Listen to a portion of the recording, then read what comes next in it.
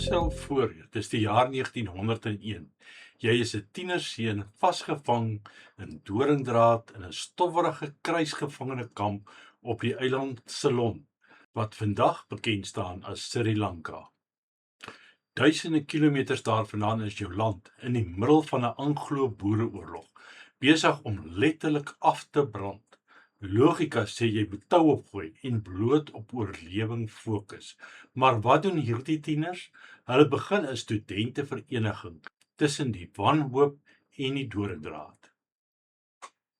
Hierdie is nie net 'n stowwerige kerkgeskiedenis nie. Dit is 'n meesterklas in hoe organisasies oorleef.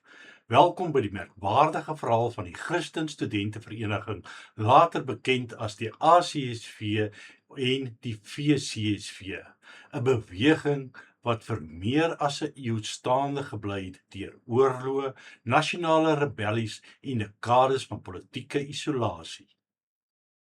Hoe het dit alles begin? Wel, nie in 'n raadsaal nie, maar met absolute geestelike ontploffing in die 1860. In dorpe soos die Parel het Pinksterbidure onder leiding van figure soos Dominee GWA van der Lingen plaasgevind. Dit was so emosioneel gelaai dat mense trane gestort het en visioene van sneeuvlokkies en bloed gesien het as simbole van reinheid en verlossing. Maar emosie is vlugtig.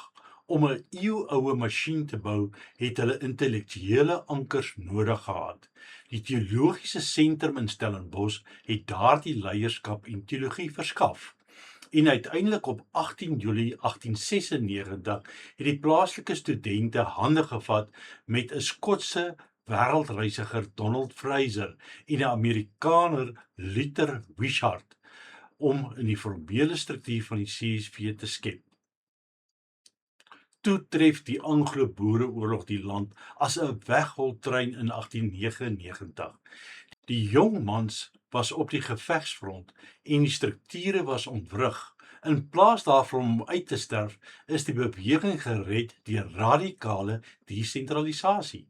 Tieners het selfs eienaarskap geneem en takke begin in oorseese kampe soos St Helena, Bermuda en selfs in konsentrasiekampe op Etuli. Hulle was soos perdeblomsaadjies wat deur die storm oopgebreek en versprei is. Maar net meer as 'n dekade later, met die 1914 rebellie, skiet broer op broer en student op student. Hoe verhoed jy dat jou jeugbeweging mekaar in twee skeur? In 1915 by Craddock konferensie is daar vrede gemaak deur middel van twee briljante strategieë.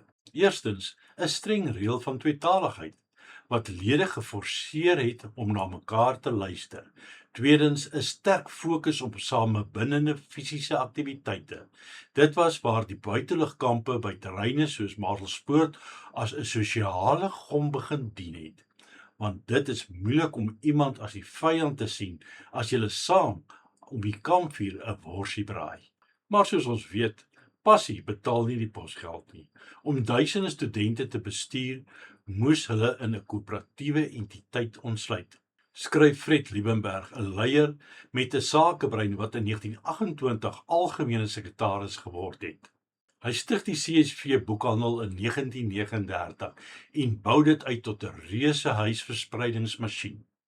Teen 1946 het hierdie studentevereniging byna 1 miljoen boeke gedruk.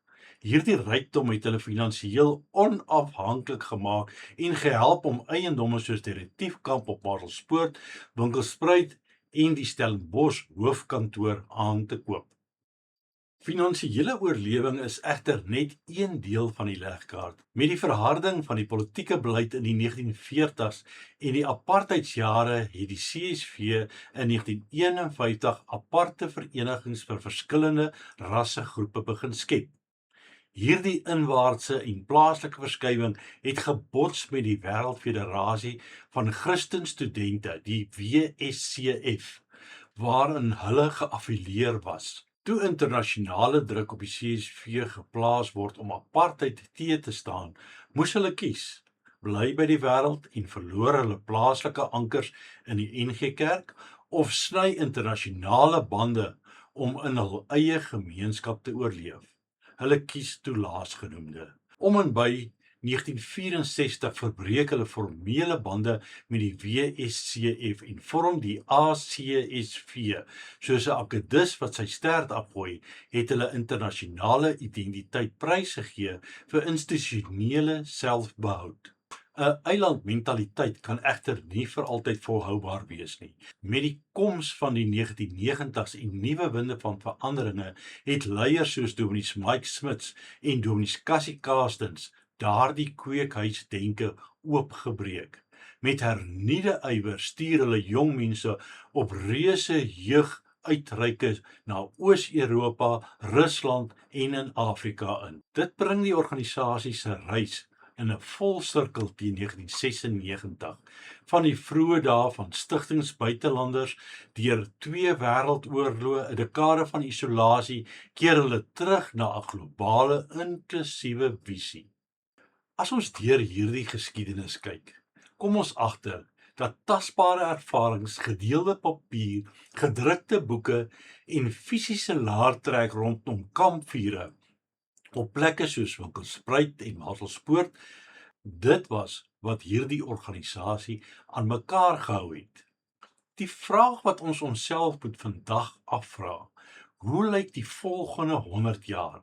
Gaan 'n digitale wêreld wat staat maak op algoritmes en virtuele realiteit werklik daardie selfde diepe menslike verbintenis kan bied? Iets om oor na te dink.